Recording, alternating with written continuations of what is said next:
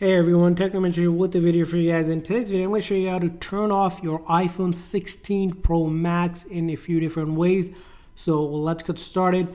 So the simple and the quickest way, it's going to be using your volume up, which is right below the action button, and then this side button. What we'll need to do is press and hold these two buttons at the same time for about a couple seconds, and this menu will pop up where you can use it to turn it off by sliding it up here.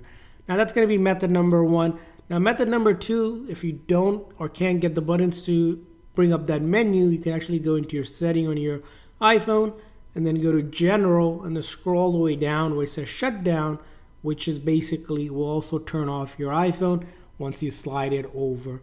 Now another method is if you have Siri turned on your iPhone and it's listening to your voice under this option is turned on, we can say, "Hey Siri, turn off my iPhone." Yes. And with those commands as well, Siri can also turn off your iPhone 16 Pro Max. Now it will take about 10 to 15 seconds to fully turn off. And once it turns off, you're probably going to be wondering how to turn it back on. Well, in order to turn back on, all you'll do this time around is hold that big side button until you see the Apple logo appear. So as you can see, I'm pressing and holding.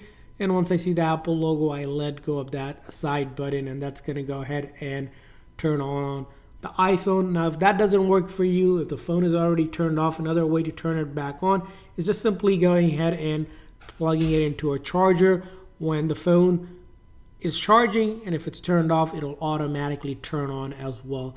So that's how you turn on and off your iPhone 16 Pro Max. I hope this video was helpful. If so, please consider a like and subscribe button for more tips and tricks for your iPhone 16 Pro Max and other devices as well. We'll see you guys next time.